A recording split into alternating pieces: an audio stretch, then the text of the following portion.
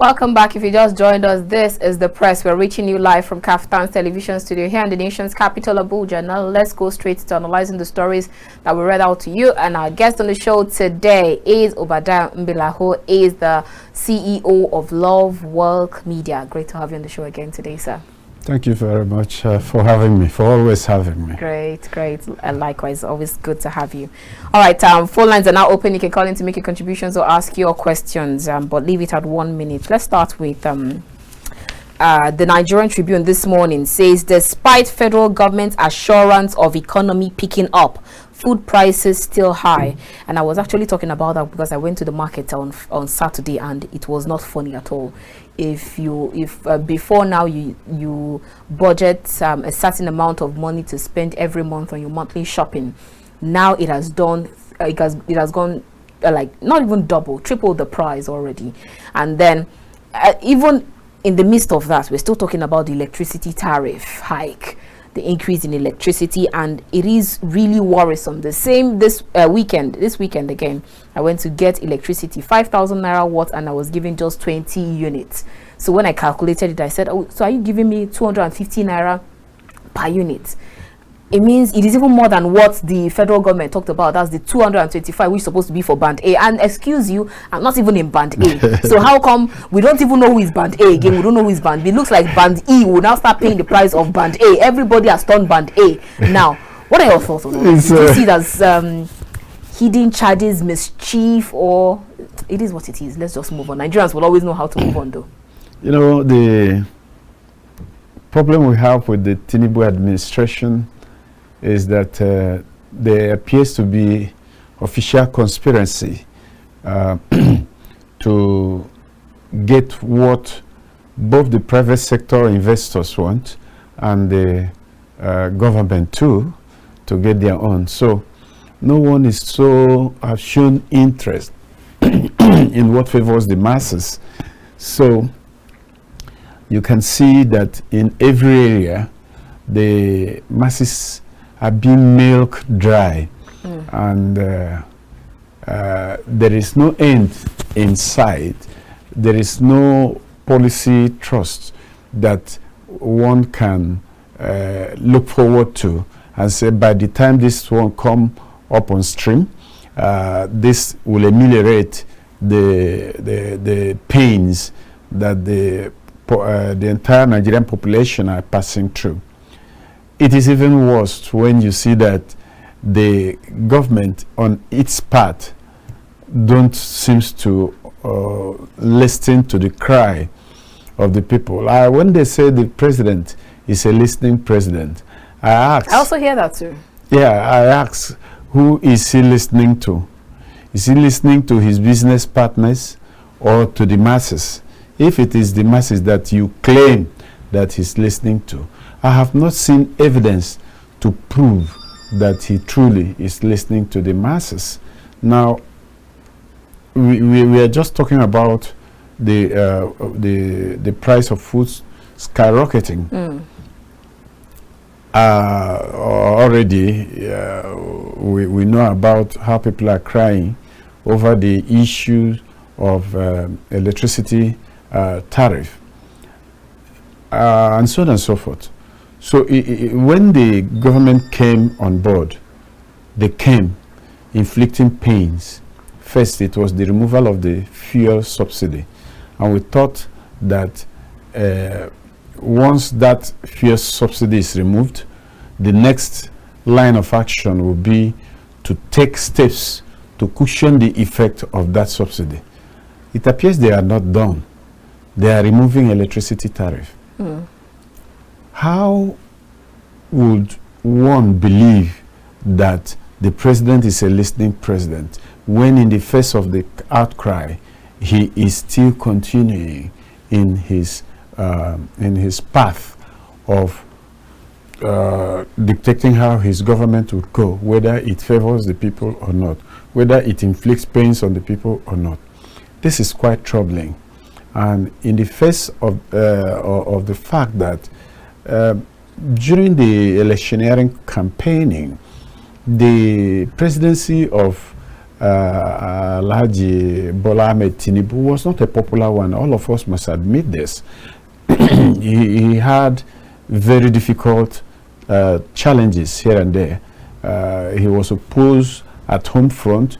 He was opposed at other region other than his own region. He was opposed by many other politicians of influence, you know, and one would have expected that as soon as he comes on board, he would be taking steps to do those things that would make the people embrace his presidency and regret that they didn't give him support during the election hearing. But now it does appear that people have reason to say, oh, is it why we are not able to support this man? And those that were like coming openly to criticize him still now are bolder now. I said, we told you. I was listening to the other day, the chieftain of ANPP.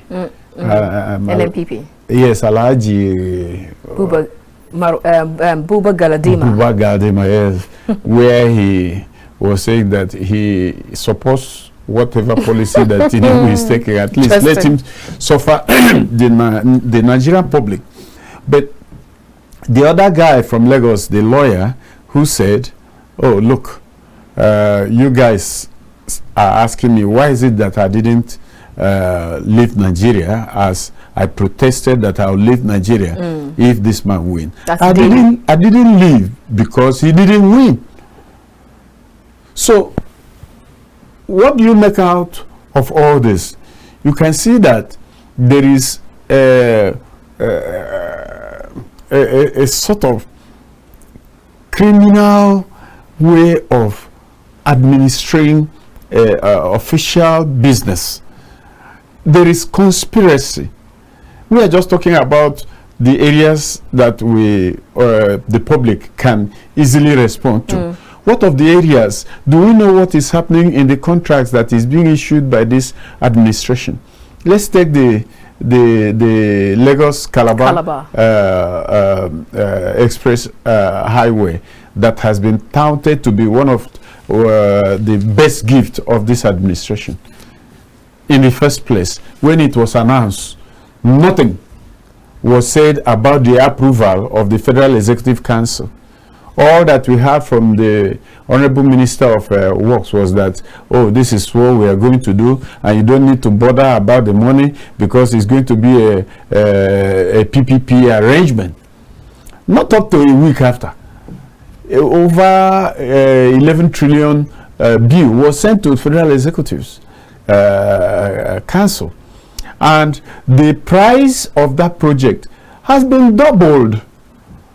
You know, now who is paying and what name do we brand this particular arrangement, where you first told us that, look, this is going to be a PPP, so people should not worry about budgeting arrangement and all that. The National Assembly does not have business in this, which is not true. Even if it's going to be a PPP, it should be competitive. We should know about 3, 4, 5 organizations that are bidding for it, and this one say, I'm going to do this project at 10 naira. The other one say it's 20, and I will need 20 years to recoup my investment. So we now between the one that said is 10 naira and the one that is 20 naira, we now choose the one that will favor the Nigerian public, because this is not your private money, for goodness sake. It is the people's money. It is the people's business at the end of the day. The project is the people's business.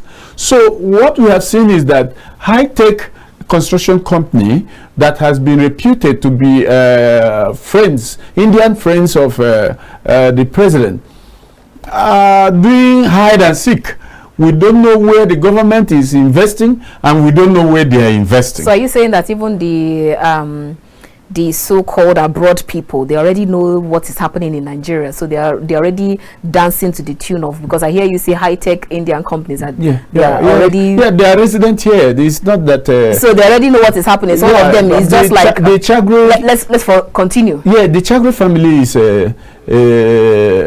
has been in Nigeria for many years, and their investment is across all over the country, and they are said to be bosom friends of the president while he was still the governor of Lagos State. All right, because sorry, I had to put in a word there because you're talking about that same story, the Lagos Calabar Highway project. Now, the Daily Times here says Lagos Calabar Highway project, another of Tinubu's shady deals. That's coming from Atiku. Do you align with that? Well, Atiku accusing Tinubu might look like political. Okay. It might appear that that's coming from the opposition. Yes, right? Yes. But the truth remains what I have said earlier. The Minister of Works has no business to come and tell the public that the high-tech company that is undertaking this project are doing it in a public-private partnership arrangement without giving us details of the bidders before it favors the Chagre family.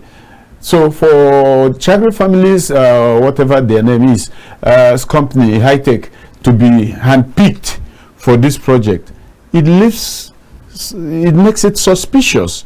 There is something fishy about it. And now, after telling us that it's a PPP arrangement, you brought a memo again to the Federal Executive Council that so and so amount will be required. And people are now very suspicious about the project. It's one of the best projects that was conceived by Jonathan administration, and the Buhari administration inherited it and promised to finish it within a short period of time. They finished their 8 years and left. Nothing was done about that project.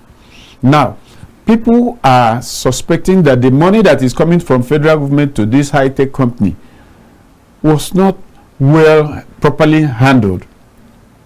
Because if this thing is PPP, as we are meant to believe, then we don't need any money. We don't need to do any investment. According to the Minister of Works, the company will put in their money and then recoup after sometimes hand it over to this. So now we don't know what to call this project. Is it a PPP arrangement as the Minister of Works wants us to believe, or is it a partnership that will cost Nigeria taxpayers money? All right, because we're talking about construction, let's still stay on that. Someone actually asked me a question and I said I was going to bring it on the press. I'm sure the person is listening so that you can help us answer the question, since our job is just to ask questions. Now, if you go to Nature News, they say Wike loud CCECC as Tinubu set to flag off Abuja light rail. Now, the person's question to me was, is it Wike's jurisdiction or job to ensure that Abuja light rail, or the job of the Minister of Works, Umahi David? Yeah, it is the FCT minister's duty. It is within the purview of his beat. It is purely an Abuja light rail. It's not about national rail line. It is purely Abuja light rail. Although the same company that handled the Lagos, the Western Northern rail line is the same company that is going to handle this particular project. But let us put it very clearly that it is the FCT minister's responsibility. Everything about Abuja is domiciled in the office of the Federal Capital Territory. It is to be overseen by Federal Capital Territory Administration. So you also say that if they have to construct or maintain a particular road just because it is inside Abuja, it doesn't concern the Minister of Works. It is the jurisdiction of the FCT minister. Absolutely. It's like the National Assembly. Even the National Assembly as an establishment of government, do not handle the projects of National Assembly. It is the FCT that builds, operate, maintain, and so on and so forth. So the Abuja, we are calling, understand, is Abuja light rail, which will run, I guess, from Idu Idu and terminate somewhere in Kubwa. It passes through Kubwa. Passes through Kubwa. Kubwa to terminate somewhere in Garki, I guess. So I can't remember the route, but it is purely an FCT business. All right. Let's move to other stories. Fubara, Wike, Feud. Police read route act to Rivers politician and warned that they should not plunge the state into turmoil, because I'm sure you must have been following the story with regards to Wike and Fubara's Feud. Last week we saw where Fubara came out spitting fire, says that the detractors, that he's ready for them, is going to be war, fire for fire. And I remember asking the guest, is all of that necessary? And then he said, Fubara needs to ensure that he needs to put his feet on the ground, because Wike has been there, done that. After all, he also did same with Rotimi Amechi. So Fubara needs to ensure that. And then, according to him, he stated that Fubara is the guy to look out for, because if you remember one of the statements Fubara made, he said, we accountants, we don't talk too much, but you just see our results on paper, but the lawyers are the ones that talk too much. What are your thoughts on this? Yeah, it's just unfortunate that the situation like this is unfolding in no other place than Rivers, where if you listen to the former governor in the past, you would believe that he will have nothing to do with transactional politics, or what we have come to call godfatherism. You know, he condemned it in the past, criticized those that were involved about it.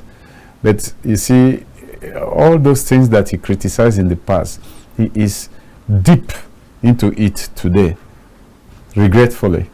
So what the police have just read out is simple. You know, when you are my friend and suddenly we break our friendship, or our first friendship went sour, what really happened is that the enemies of your enemies will now be cutting my friendship, while my own enemies will be cutting the friendship of the man that is coming against me. This is what is playing out in Rivers State. Those that were said to be Wike's enemies were not happy how he handpicked Fubara to fly the ticket of PDP. Most of them are PDP members, though, but they needed to be consulted. They needed to be asked to make their own input in the process of the primary. But Wike ignored all of them, sidelined all of them, made them to look irrelevant. So he went ahead and brought Fubara. Now he wants Fubara to do his bid, and Fubara has rejected some of what he wants Fubara to do. That is the beginning of this misunderstanding. Now those that were Fubara's enemies have embraced Fubara as friend, because they were also Wike's enemy. Those that were Wike's friends, who are turning against him, are now going to Fubara too, to make him their friends and make Wike their enemy. Now this is the divided politics for you. Yes, that's the divided house that was created by the extreme desire and demand of the former governor of Rivers State. So you can see that there is a problem is brewing that would disorganize governance in the state, that would inflame the state if kept unchecked.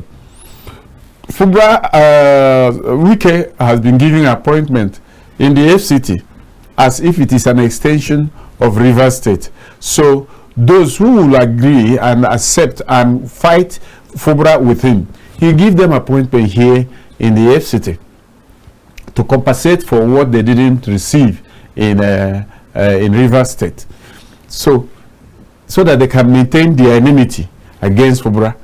So, and the police have sensed that if this thing continue unchecked, and of course you will see that one day Rivers State will go aflame. All right, let's quickly take this call before we go ahead. Good morning. Good morning. Collins from Otukpo, Benue State. Go ahead. Yeah. Oh, good morning. Please, you need to speak up so we can hear you. I hear you now. Go ahead. I was to the analyst to help us in doing something. Actually, if the Godfather doesn't stop in politics, then we can never in life get a better representative in our political areas. Okay, now, Wike did the same thing to the former governor. Now, the same person he brought in is doing the same thing to him. That was actually what happened also in Benue State. You see, standing as a Godfather, more especially right from the House of Assembly down to the local government, the Godfather wants to have a hand in it.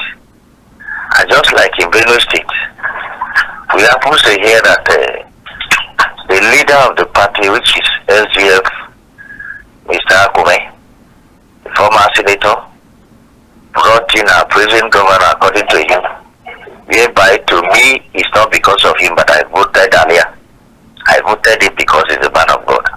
And actually, since he has exempted into office, he has not owned any worker, nobody, no civil servant to complain that they are owing him 1 naira. The only thing remaining on ground now is just the arrears, which is already preparing to pay, although I'm not a civil servant. But the people that are working now as a civil servant, at least they testify to it. So what am I saying in essence? During the assembly, the House of Assembly election, that is the speaker, the deputy speaker, and all whatnot, he wants to place the speaker on there, whereby the present governor refuses. He wants the House of Assembly members to pick their speaker by themselves. All right. That was the issue of the problem in Benue State now. And I happen to believe that is the same thing that is also happening in Rivers State. And all this thing, when it started from the top there down to the root, this will not go away. There will be no development. Come to Benue State now. These are going fine. Salaries are paid and some infrastructures are being put in place. So this godfatherism of a team must be stopped. All right, I agree with you. Yeah, I agree with you. Thank you so much, Collins, for the contribution.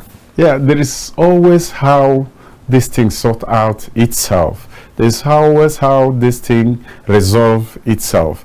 When they if you go to Lagos and then see what that happened between Tinubu, Fashola or Ambodi, is there a way that it has sorted out itself? Yeah, no. I mean, I'm not trying to localize it. Okay. I'm trying to look at it as a national challenge. Okay. You know, we have the Tinubu in Lagos.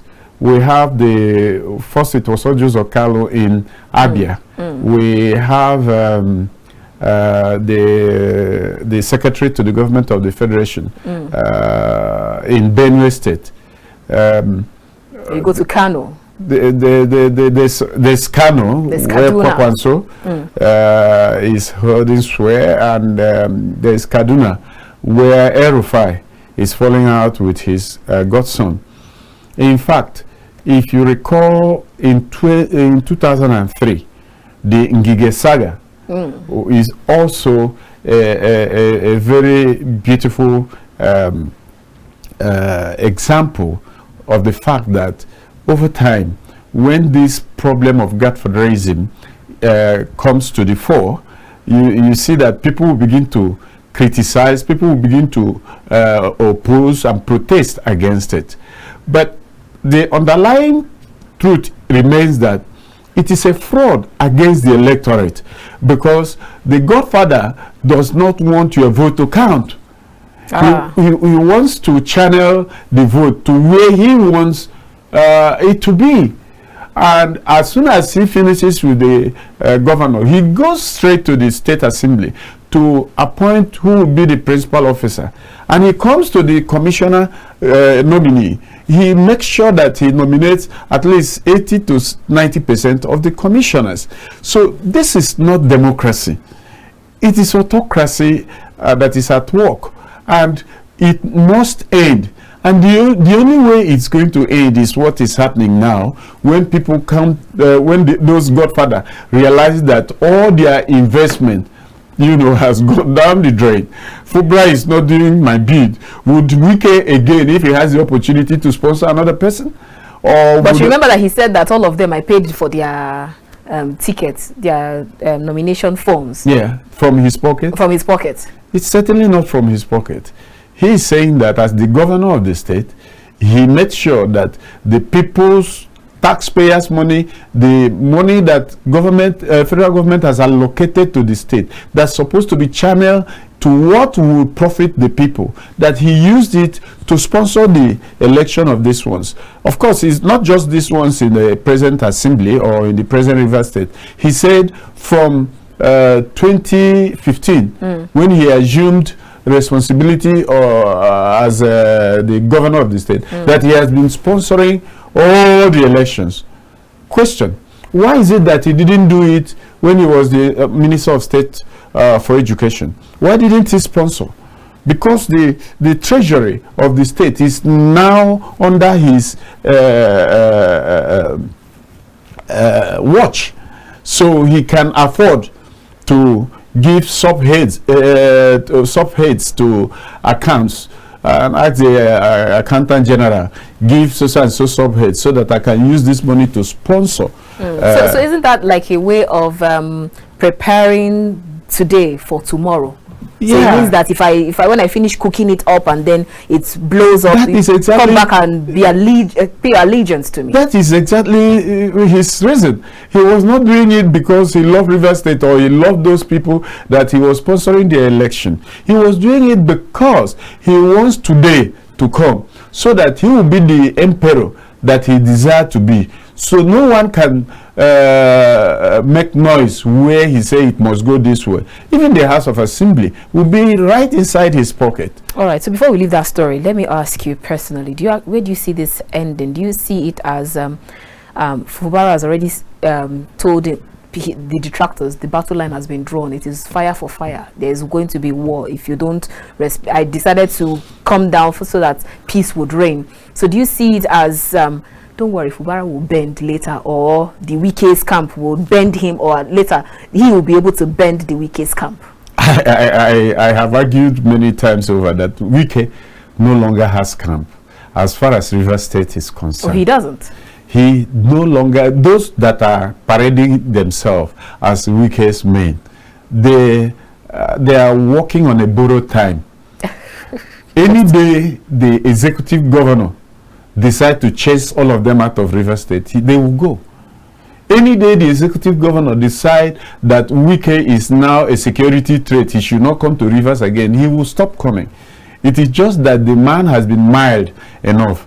He has been giving Wike a carrot stick so that peace will reign. Any day he said enough, Wike will not enter River State again. All right, still on that same issue, let's go to Labour Party. Nigerian News Direct says Labour Party leadership crisis. NLC convenes stakeholders meeting today, vows to displace Abure. But then on the flip side, Abure says the proposed meeting is gathering of drama boys. Even though Peter Obi says no family without a fight, that he's focused on Nigeria, not Labour Party. And then the same story on First News says Labour Party boils as NLC moves to sack Abure today. But then Abure is saying that proposed NLC stakeholders meeting is just a jamboree. It is illegal. The outcome is nullity. But then Peter Obi say he has no plans of going to SDP, even though NLC has told him that he's free to leave. But he says, I go nowhere. NLC is just a stakeholder. The party that is called Labour Party is an independent entity. And that is where this Nigerian overlapping issues need to be sorted out. You cannot begin to think that the Labour Party in the UK, you know, can be controlled by the Labour Congress in the UK. No, they can't. And I think Abure, as a lawyer, knows about this nitty-gritty, and that's why he loves or scorns the Nigerian Labour Congress. They are major stakeholders in the Labour Party, but they are not Labour Party. They are just stakeholders. If you know what happens to in Rivers State, those that are embracing Fubara now didn't want him, but they are stakeholders in the PDP who gave Wike opportunity, or should I say, they looked the other way for Wike to do what he was doing. Similarly, in the Labour Party, you see that the Labour during the electioneering did so much to mobilize NLC across the state to support the Labour. But it is also a very unfortunate development that Nigerians felt PDP has failed, APC have failed, and therefore let's turn to Labour. And the issues that are rising today in Labour didn't happen in PDP in its 8 or 16 years of calling the shot in Nigeria. If half of it has happened, then it would have been. But they all have their own peculiar differences. Yeah, because if you still even look at the Wike article thing. Now that is where I still have my defense for People's Democratic Party, and it's just simple. Human error occurs everywhere. And what happened to PDP wasn't that they were doing too well, but at least they had Nigerian public at heart. They showed it in every of their policy and in every of their step. But they were still those elements inside the PDP who wanted to drag the PDP in the direction that the founding fathers were loathing, that they didn't want to go. What happened is, when I hear people like Kwakwanso condemn PDP, I feel like picking a stone and throwing it at him, because he is one of those that destroyed PDP. PDP gave him platform in 1999 to serve as a governor. He finished his 4 years tenure, and then by 2003, when he's supposed to come again, they brought the religious politics because PDP refused to buy into Sharia. Then NPP now said they are implementing Sharia in Kano and other states. So, you know, in Nigeria, when you brand anything religion, buyers will be so plenty that you will no longer know who to sell to. So that is how his tenure as a governor of Kano State came to an end. And the PDP did not leave him. Obasanjo took him and made him the Minister of Defense. And he ran his 4 years tenure. During this period, he brought Ganduje, who was his deputy during the first tenure. He brought Ganduje so that Ganduje could be compensated either by contract or whatever. And Ganduje was well taken care of. Even the wife was the principal of this girls' secondary school, government girls' secondary school, Duse, courtesy of the government of the day. Now, by 2015, he wanted to be the president on PDP's ticket. And the PDP said, look, this president has not finished his tenure. Let him finish his tenure. And they brought in sectional politics. It is the turn of the North. That is what Jonathan was quarreling about. He said some people were parading themselves as if Nigeria begins and ends with them. He was referring to people like Kwakwanso. Now today he has bought into NNPP. He's not telling people that PDP failed. Has ANPP not failed? Because ANPP is not even his party. It's just his transactional party. And go now and ask those that ran on NPP ticket in 2023 and ask them their view about NNPP. They'll tell you it is Arewa party, that he doesn't allow any other person to come in. So the conclusion is that sometime as we progress in our journey of democracy, you see that this transactional politics will wane by itself. Let's quickly take this call. Hello, good morning. Good morning. Collins from Otipo. Go ahead. Yeah, one thing I want to speak controversially. You see, now, first of all, I want to remind the PDP. If we are members of PDP, let's just forget about PDP. Then two, this government, I believe this government came, more especially for the presidency, stands on its own. To me, I believe there is no federalism in terms of the president aspect. All right. Now, from all indications, the project, more especially the road network that is going on now, at least has given kudos to Tinubu.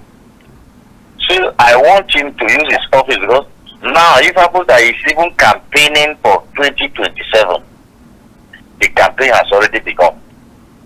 In the aspect of this road network that is operating now, more especially from the federal, quite okay, right from time they are not owing the money.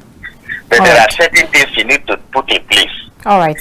One thing to be remembered about him is this.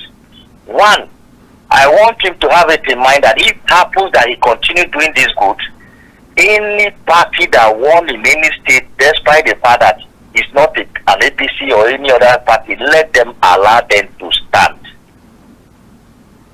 Any party that won any political post, let them allow that party to stand. All right, Collins, we'll have to let you go. Our time is fast. Any Labour Party. All right, thank you so much for your contribution. Let's have a free and fair election, so that at the end of his tenure, we'll have the cause to say, yes, he has done something. Thank you so much, Collins. Sorry, I have to let you go. Our time is fast spent. All right, before we let quite a number of headline we would have taken, but our time is fast spent. Let's go to Daily Trust. 2 questions, and I'd like you to take them together if you can help us in 3 minutes. Nigerians in UAE stranded over work permit and visa ban, and the writers there says they lose over 200 jobs and then they face discrimination. And the minister's aide said discussions are ongoing to resolve the issue. But then someone said they should return back home to build Nigeria. And I'm of the same opinion. If they don't want you there, why not just return home? Let's get your thoughts on that. Was it their best choice to Japa? It wasn't their best choice. It's because... But if you're not accepted, why not just return home then? Oh, I said it wasn't their best choice to Japa, as you people now call it. It was because the home was hot. It was not comfortable. No place for them. That's why they Japa. And now over there, they are being counted. They are being made to look like Mr. Nobody. They are not even regarded as human. The UAE have made it very clear that they no longer trust Nigerians. Even after we have done our diplomatic shuttle, the problem is still there. Let's quickly take this call before we go ahead. Good morning. Good morning. Good morning, sir. Tell us your name, where you're calling us from. This is KAFTAN TV, right? Yes, it is. Go ahead. Okay. Kindly turn down the volume of your TV set so we can hear you. All right, please, before you call, ensure you turn down the volume of your TV set. Now, the next one, headline there on Daily Sun says, alleged fraud, ex-governor Buhari's ministers on the run. And it says, Tinubu refuses to stop arrest and prosecution. And I just asked a question. Where is our former AGF? We've not been hearing from them. Where is our former information minister? I'm not saying that they're engaged in any one fraud or the other. I'm just asking. I'm just asking about them. We're just checking on them. I also want to check in. I want to also check in on the aviation minister. I listened to aviation minister during the electioneering when he was campaigning somewhere at in Katsina State, and he was using Hausa. They said they want money. We have the money, you know. These are people who siphon the treasury of this country, and nobody have heard that they have been arrested. The truth is that the government of Tinubu is a continuation of the government of Buhari, and he treads with caution so that he will not step on the foot of those who helped him in the north. So for those people that they are picking up, like the CBN governor, is it cherry picking here? No. The CBN governor does not belong to the camp. He came to benefit or profit from the system. So he is Mr. Nobody as far as these camps are concerned. He's not in Tinubu's camp, he's not in Buhari's camp. But what he didn't know was that the Buhari's camp will deny him because he worked for them. He made it possible for them to do whatever thing they did. I don't know what they did, but they did so much. And the CBN governor was there behind them, doing their bid. So, but they have abandoned him. He's not the sacrificial lamb. Oh, wow. All right, let's take this last one from Vanguard. It says petrol oil marketers propose 550 naira per litre price to Dangote. Can they actually propose a price to someone who is out for profit? Did they build the refinery for him? Did they donate the crude to him? When I look at this type of headlines, I just remember that Nigerians want to hear something that will make them have hope. Obadiah Mbila, CEO, Lovewalk Media. It is always a pleasure having these discussions with you. Thank you for always having me. Likewise.